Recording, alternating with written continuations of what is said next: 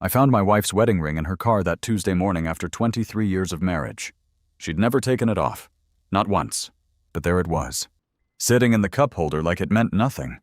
I'm a locksmith. I know when something doesn't belong where it should be. My name is Kevin Barnes. I'm 49 years old, and I've been in the locksmith business for over 20 years. Started small. Just me in a beat-up van, answering emergency calls at all hours. Now, I run Barnes Security Solutions, the most trusted locksmith service in 3 counties. Folks call me when they're locked out of their cars at 2 a.m., when they've lost their house keys, or when they need their entire security system upgraded. I've built a solid reputation on being reliable, honest, and available when people need me most. My wife Ashley is 45, works as a dental hygienist downtown. We met at a community barbecue back in '01, hit it off over terrible potato salad and warm beer. She had this laugh that could light up a room, and she wasn't afraid to get her hands dirty helping clean up afterward. That's the kind of woman she was. Or at least that's who I thought she was. Our son Mason just turned 22, graduated from college last spring with a degree in computer science. Kid's got his head on straight. Works for a tech startup in Denver. Now, when he was growing up. Ashley and I used to joke that we were the perfect team. I could get into any locked door, and she could fix anyone's smile. The morning that changed, everything started like any other Tuesday. I was in the garage organizing my equipment for the day's calls when my phone buzzed. Emergency lockout at the Riverside Shopping Center. Nothing unusual there except when I grabbed my keys from the hook by the door. I noticed Ashley's car was still in the driveway. She left for work an hour ago. Or so I thought. Her purse was gone. Her coffee mug was in the sink. And she kissed me goodbye like always. But there was her silver Honda sitting right where she'd parked it the night before. I walked over and tried the door unlocked. That was strange. Ashley was paranoid about locking her car. Had been ever since someone broke into her friend's vehicle at the mall. I popped my head inside to see if maybe she'd forgotten something important. That's when I saw it. Her wedding ring sitting in the cup holder like it belonged there. Not on the dashboard where it might have slipped off. Not in the console where she might have put it for safekeeping. Right there in plain sight. Like she'd deliberately taken it off and set it down. I picked it up, turned it over in my palm. The inscription inside still read, "Forever yours, KNA 2001. I'd say for months to buy that ring, and she'd worn it every single day for over 2 decades. Ashley didn't take off her jewelry. Period. She even wore it in the shower. Said it felt wrong without it. Standing there in our driveway. Holding my wife's wedding ring while her car sat empty in front of our house. I felt something shift in my chest. It wasn't anger yet, just a cold, creeping realization that something was very, very wrong. I slipped the ring into my pocket and headed back inside. Ashley would be home around 6, same as always, and I wanted to see how she'd handle my questions. The emergency call could wait 5 minutes. This was more important. When Ashley walked through the front door that evening, she looked perfectly normal. Hair still neat from work. That familiar smile when she saw me sitting at the kitchen table. She dropped her purse by the door and headed straight for the refrigerator. "How was your day?" Ashley asked. "Pulling out ingredients for dinner." "Good. Had that lockout at Riverside." "Then Mrs. Peterson needed her deadbolts changed." I kept my tone casual, but my eyes were on her hands. Sure enough. No wedding ring. "Hey, quick question. I was moving your car this morning and found something interesting." Ashley paused, her hand halfway to the cabinet just for a second, but I caught it. "Oh," she said, turning it around with that bright smile. "What kind of interesting?" I pulled the ring from my pocket and set it on the counter between us. "Care to explain why this was sitting in your cup holder for just a moment?" Ashley's face went blank. Then she laughed, but it sounded forced, like she was reading from script. "Oh my God, I'm such an airhead," Ashley said, reaching for the ring. "I took it off at the gym yesterday. You know how I hate getting soap buildup under it when I washed my hands. I must have forgotten to put it back on." She slipped it on her finger like nothing had happened, but something felt off about the whole performance. "Which gym?" I asked. "Thought you'd been going to that new place on Oak Street." "Right, yeah. Oak Street Fitness," Ashley replied quickly. "They have those really harsh antibacterial dispensers everywhere. Dries out my skin. Something awful." I nodded like I believed her, but my mind was already working. Ashley had been going to the women-only gym on Riverside Drive for 3 years. She'd never mentioned any place on Oak Street, and I drove past that area regularly for work. There wasn't a gym there. "Well, glad you didn't lose it," I said. Standing up. "I'm going to grab a beer. Want anything, just water?" "Thanks." As I walked to the refrigerator, I caught Ashley's reflection in the microwave door. She was staring at her hand, twisting the ring like she was making sure it fit right. When she noticed me watching, she quickly busied herself with chopping vegetables. That night, I lay awake long after Ashley fell asleep beside me. 23 years of marriage, and I'd never known her to lie about something so simple. The gym story didn't add up, and her reaction when I'd asked about it felt rehearsed. I'm a man who makes his living understanding how things work, how they break, and how to fix them. But lying there in the dark, listening to my wife breathe, I realized I might be dealing with something that couldn't be unlocked with any tool I owned. The next morning, I made a decision that went against every instinct I developed over 2 decades of marriage. I called my buddy Rick Martinez, a guy I'd known since high school who now ran a private investigation firm downtown. "Rick, it's Kevin Barnes," I said when he picked up. "I need to ask you something, and I need you to keep it between us." "Shoot," Rick replied. I could hear papers shuffling in the background. If someone wanted to track their spouse's movements, hypothetically, what would be the most reliable way to do it? There was a pause. "Kevin, you okay?" "Man, just answer the question." Rickside GPS tracker. Magnetic mount. Battery life of about 2 weeks. Real-time updates to your phone. But if you're asking what I think you're asking, how much I interrupted. $200 for the device. Another $50 for the app setup. But listen to me. I'll be there in an hour. I hung up before Rick could launch into whatever lecture he had prepared. I'd been in the security business long enough to know that when something doesn't feel right, you investigate. And Micah was telling me Ashley was hiding something big. Rick's office was in a strip mall between a tax service and a dry cleaner. When I walked in, he was waiting with a small black box on his desk. "Before I hand this over," Rick said, "you need to understand what you're getting into. Once you start down this road, there's no going back." "I'm already down the road," I replied. "Just need to know where it leads." Rick opened the box, revealing a device about the size of a matchbook. Attaches under the car with magnets. Updates every 5 minutes. Battery indicator on the app. If she's going somewhere she shouldn't, you'll know. And if she's not, then you owe your wife an apology and me a beer. I paid cash and drove home with a tracker in my jacket pocket. Ashley's car was gone. She'd left for work an hour earlier. I crawled under her Honda, found a clean spot on the frame, and attached the device. Took me less than 30 seconds. That evening, Ashley came home at her usual time, chattering about her day like nothing had changed. But when she went to take her shower, I opened the tracking app on my phone. There was Ashley's car, represented by a blue dot on a map of our neighborhood. "Tomorrow," I muttered to myself. "We'll see just how honest you've been." Thursday morning arrived with clear skies and a knot in my stomach. Ashley left for work at 7:30 sharp, same as always. She kissed my cheek, grabbed her coffee, and told me she had a busy day ahead. "Might be late again," Ashley said, pausing at the door. "Doctor, Reynolds has 3 root canals scheduled, and you know how those run over." "No problem," I replied. "I'll grab dinner for myself." The moment her car disappeared around the corner, I opened the tracking app. The blue moved through town exactly as expected, down Maple Street, left on Harrison, straight toward the dental office downtown. For a moment, I thought maybe I was wrong about everything. Then the dot stopped. Not at the dental office, but at Murphy's Diner 3 blocks away. I grabbed my keys and headed out. Murphy's was a local spot, nothing fancy. The kind of place where mechanics grab coffee and retirees play cards. I parked across the street with a clear view of the entrance. Ashley's Honda was in the lot, but she wasn't inside getting breakfast. I waited 20 minutes before she emerged, but she wasn't alone.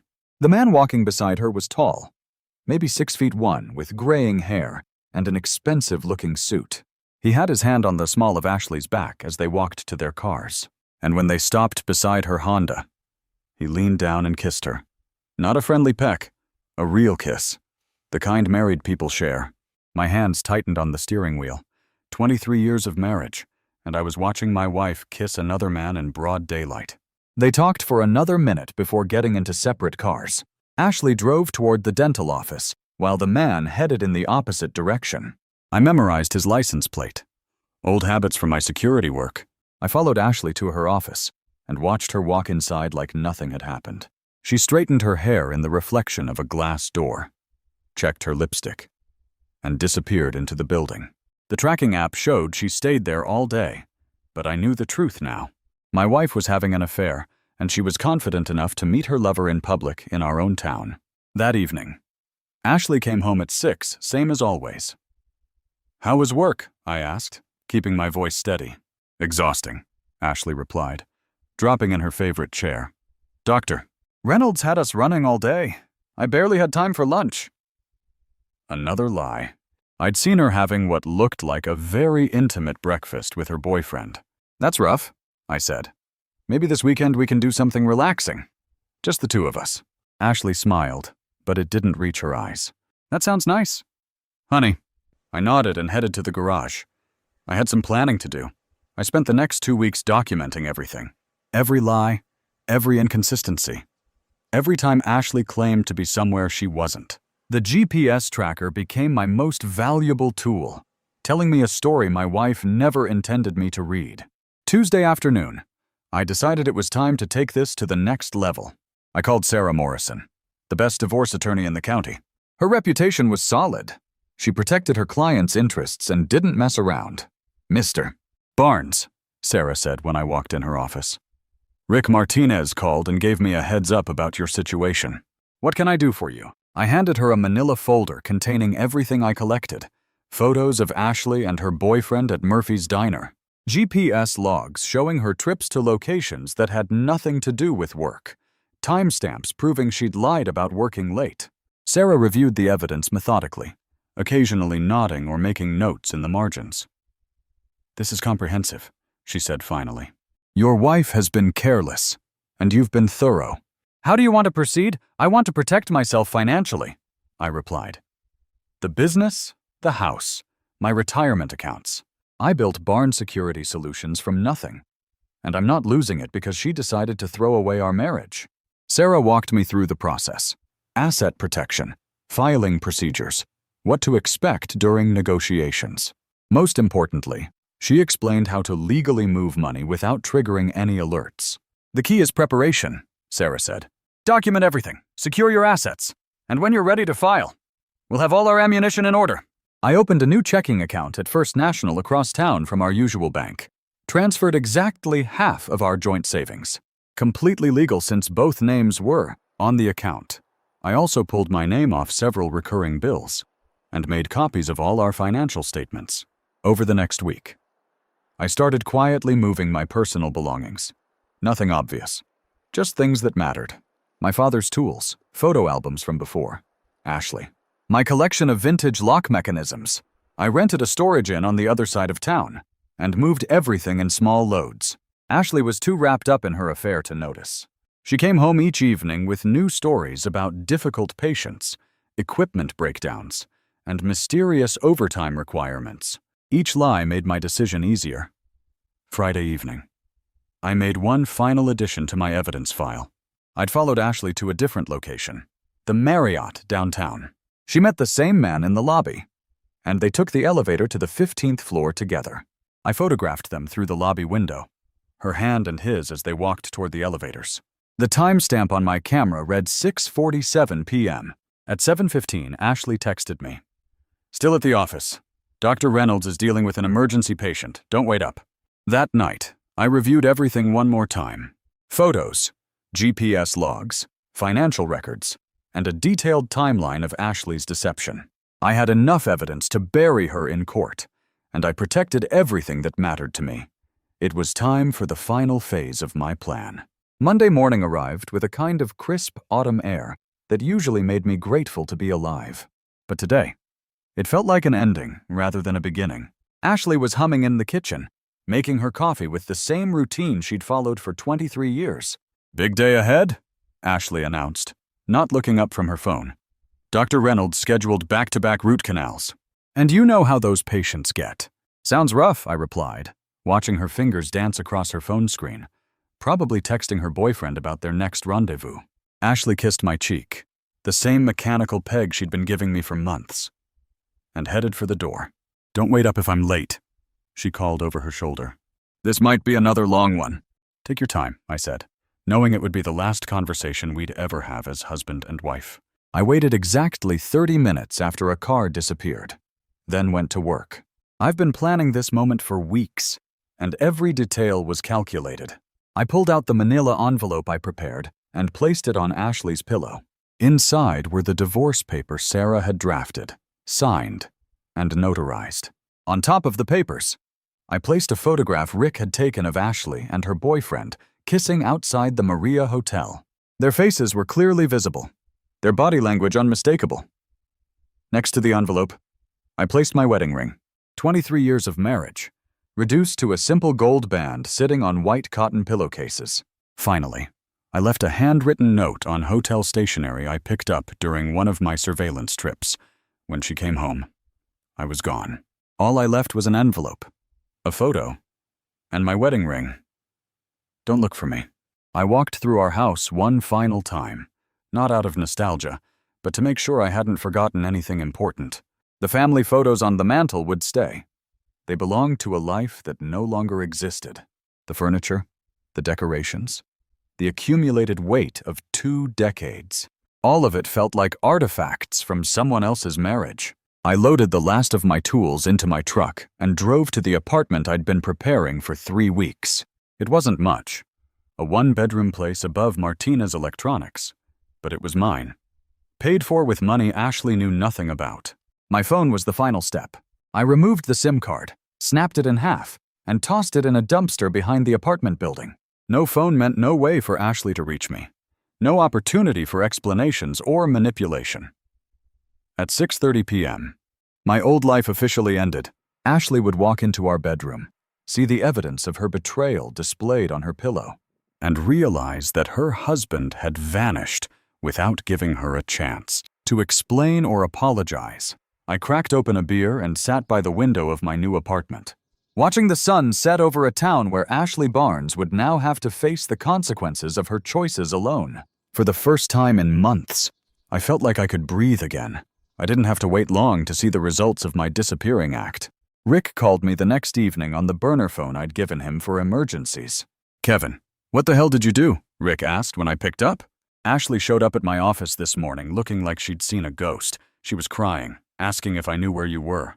"What did you tell her?" I asked, settling into the chair by my apartment window. "That I hadn't heard from you in weeks. But man, she was desperate. Said she found some papers and photos on her bed and you just vanished. She wanted to hire me to find you." I chuckled. I bet she did. "What was your response?" I told her I don't take cases involving friends, and that maybe she should think about why her husband felt the need to disappear in the first place. "Good old Rick. He understood loyalty. She's been calling your office." 2. Rick continued. "Martinez Electronics said you'd resigned effective immediately. No forwarding address. No contact information. Kevin, you really burned every bridge. Didn't you?" "That was the point," I replied. "Clean break. No breadcrumbs to follow." 3 days later, my son Mason called the burner phone. His voice was tight, confused. "Dad, what's going on?" Mason said. "Mom, call me crying, saying you'd left her some kind of divorce papers and just disappeared. She's talking about hiring lawyers, private investigators. She sounds completely panicked." "Can you meet me somewhere?" I asked. "Just us. There are things you need to know." We met at Denny's on the interstate 20 meters from our old neighborhood. Mason was already waiting in a corner booth when I arrived, looking like he'd aged 5 years in the past week. "Dad, Mom says you're having some kind of breakdown," Mason said as I sat down. "She says she found papers and photos that don't make sense and that you just vanished without explanation." I pulled out a manila folder and placed it on the table between us. "Your mother has been having an affair for months. These are the photos and evidence I collected before I decided to leave." Mason stared at the folder like it might explode. Slowly, he opened it and looked at the first photograph, Ashley and her boyfriend kissing outside the Maria Hotel. His face went through several expressions: confusion, disbelief, then a slow, burning anger. "How long?" Mason asked quietly. "At least 4 months that I can prove. Probably longer." Mason flipped through the rest of the evidence. GPS logs, hotel receipts, more photographs. When he finished, he leaned back in the booth and rubbed his face with his hands. "I can't believe she did this," Mason said. "Finally. 23 years. And she threw it all the way for some random guy. His name is Dr. Richard Lawson," I said. "He's a cardiologist at St. Mary's Hospital. Married with 2 kids of his own." Mason looked up sharply. "She's sleeping with a married man, apparently." "So?" We sat in silence for a moment before Mason spoke again. "What happens now?" "Now you decide what kind of relationship you want with your mother," I said. "I'm not going to influence that decision. But you deserve to know the truth." Mason nodded slowly. "Can I keep these copies? They're yours." As I drove back to my apartment that night, I felt something I hadn't experienced in months. Peace. The truth was out. My son knew what kind of woman his mother really was, and I was free to build whatever came next. 6 months after vanishing from my old life, I was building something better. The divorce had been finalized without me ever having to see Ashley face to face. Sarah Morrison handled everything through the courts, and Ashley's attorney quickly realized they had no leverage against the mountain of evidence I provided. I kept the house, the business, and most of our assets. Ashley got her car, her personal belongings, and half of what remained after legal fees. She also got to explain to everyone in town why her husband of 23 years had disappeared overnight. Barnes Security Solutions became my salvation, working with my hands, solving problems, helping people protect what mattered to them. It reminded me why I'd gotten into this business in the first place. Word spread quickly about my reliability and discretion, and soon I had more work than I could handle. The apartment above Martinez's Electronics wasn't meant to be permanent, so I started looking for something bigger. I found a small house on the outskirts of town with a detached garage I could convert into a proper workshop. It needed work, but I had the skills and the time to make it mine. Mason visited regularly. He decided to cut contact with Ashley completely after seeing the evidence of her affair. "I can't respect someone who lies that easily." Mason told me one Saturday while helping me install new security cameras around my property. "If she could lie to you for months about something that big, what else has she been lying about?" It was a fair question. I'd raised a son with strong principles, and Ashley's betrayal violated everything we taught him about honesty and commitment. I also started dating again, though I took it slow. There was a woman named Carol who ran the bookstore downtown. She was divorced herself, understood the importance of taking time to heal, and appreciated a man who could fix things when they broke. "You don't talk much about your ex-wife," Carol mentioned one evening after I'd repaired the lock on her store's back door.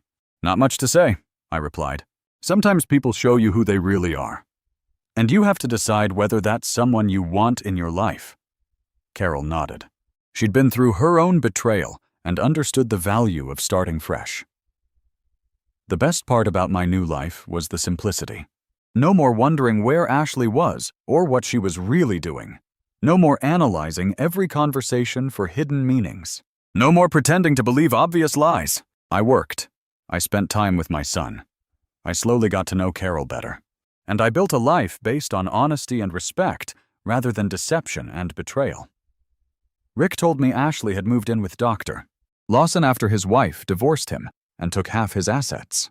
Apparently, their affair had become public knowledge when his wife hired her own private investigator. "She got what she wanted," Rick said. "But from what I hear, Lawson's not handling the divorce well. Lost his house, his kids won't speak to him, and the hospital's been asking questions about his conduct." I felt no satisfaction in hearing about their problems. Their relationship had been built on lies and betrayal. It was always going to collapse eventually. What mattered was that I'd gotten out before it could destroy me. 2 years after walking away from my marriage, I proposed to Carol at the same bookstore where we'd first really talked. She said yes without hesitation, and we planned a simple ceremony that reflected who we'd both become. People who valued substance over show. The wedding was small but meaningful. Mason stood as my best man. Carol's daughter, Emma, was her maid of honor. and we exchanged vows in the garden behind her bookstore. No fancy venue, no expensive decorations. Just two people who'd found each other after surviving betrayal and learning what real partnership looked like. "Kevin Barnes," Carol said during her vows, "you taught me that a man's words should mean something, and that love isn't about grand gestures. It's about showing up every day and telling the truth." I'd never felt more proud to hear my name spoken aloud. Barnes Security Solutions had grown beyond anything I'd imagined. I'd hired 2 employees, expanded into commercial consulting, and developed a reputation as the guy who could solve problems other companies couldn't handle. The business gave me purpose, and the income gave Carol and me the freedom to build our life exactly how we wanted it. We bought a house together, not the one Ashley and I had shared, but a craftsman-style place with good bones that needed work. Carol and I spent weekends refinishing floors, updating the kitchen, and installing a security system that would make 4 Knox jealous. Working together on something that belonged to both of us felt like the opposite of everything my first marriage had become. Mason finished college and moved back to town, taking a job with a tech company that let him work remotely. He'd visit Carol and me for dinner every Sunday, and we'd talk about his work, his girlfriend, and plans for the future. Ashley never came up in conversation unless Mason brought her up, which happened less and less often. She moved again. Mason mentioned one Sunday while helping me install motion sensors around her new property. 3rd time since he left. Apparently, things didn't work out with the tire shop guy either. "That's unfortunate," I said, meaning it. I didn't want Ashley to suffer. I just didn't want her chaos affecting my life anymore. "She asked me to tell you that she understands now why you left the way you did," Mason continued. "Said she knows she broke something that couldn't be fixed." I nodded, but didn't respond. Understanding was good, but it didn't change anything. I'd build a better life with a woman who shared my values, and no amount of Ashley's hindsight could improve on that. Carol emerged from the house carrying lemonade and homemade cookies, the kind of simple gesture that reminded me why I'd fallen in love with her. She handed Mason a glass and kissed my cheek before settling beside me on the porch steps. "What are you two plotting out here?" Carol asked with a smile. "Just making sure nobody can get through her defenses," I replied, putting my arm around her. "Good," she said. "I like feeling safe."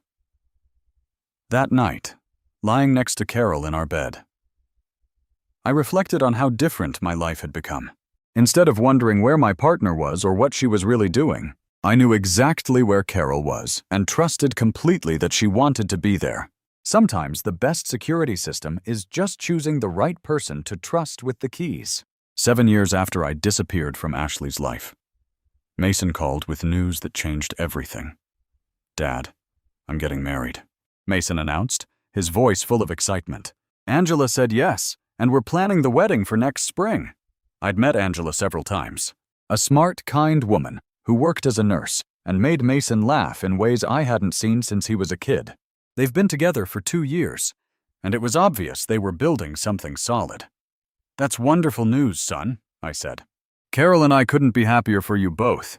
"There's something else," Mason said, his tone becoming more serious. "I need to ask you about the guest list. Angela thinks we should invite Mom for family unity and all that, but I want to check with you first." I considered this carefully. 7 years of no contact with Ashley. 7 years of building a life she had no part in. But this was Mason's day, and he deserved to have both parents there if that's what he wanted. "It's your wedding." "Mason," I replied, "invite whoever you want. I can handle being in the same room as your mother for a few hours." The wedding was beautiful. Mason and Angela exchanged vows at a country club outside town, surrounded by friends and family. Carol and I sat in the second row, dressed in our best clothes and feeling proud of the man Mason had become. Ashley was there, sitting several rows behind us with a man I didn't recognize. She looked older, thinner, and less confident than the woman I'd been married to for 23 years. When our eyes met briefly during the ceremony, she nodded politely but didn't attempt to approach. During the reception, the photographer gathered family groups for formal pictures. Mason insisted on a photo with Carol and me together, both of us smiling broadly with our arms around his shoulders. "You two look happy," the photographer commented while adjusting his camera settings. "How long have you been married?" 5 years. Carol replied. But it feels like we've been together forever. Later that evening, Mason posted the wedding photos on his social media accounts. The picture of Carol, Mason, and me became his profile photo. 3 people who genuinely enjoyed being together, celebrating a moment of pure happiness. According to Mason, Ashley saw the photo and called him crying. She'd apparently expected the wedding to be some kind of reconciliation opportunity, a chance to reconnect with the family she'd lost when I disappeared. Instead, she'd watched her ex-husband and his new wife celebrate her son's wedding while she sat with a stranger. Having played no meaningful role in raising the man Mason had become. She said seeing you with Carol made her realize what she'd thrown away. Mason told me a few days later. But Dad, you look happier than I ever remember seeing you, like you finally found where you belong. He was right. 7 years after walking away from a marriage built on lies, I found something real with Carol. We'd built Barn Security Solutions into a thriving business, created a home filled with laughter and trust, and become the kind of couple that made other people believe in love again. Ashley had made her choice when she decided to betray our marriage. I'd made mine when I chose to disappear rather than fight for something that was already broken. Looking at that wedding photo, seeing Mason's joy and Carol's genuine smile, I knew I'd made the right decision. Sometimes the strongest thing a man can do is walk away from what's destroying him and build something better. When she came home that night 7 years ago, I was gone. All I'd left was an envelope, a photo, and my wedding ring. At our son's wedding, she saw me and was shocked to discover I'd never looked back.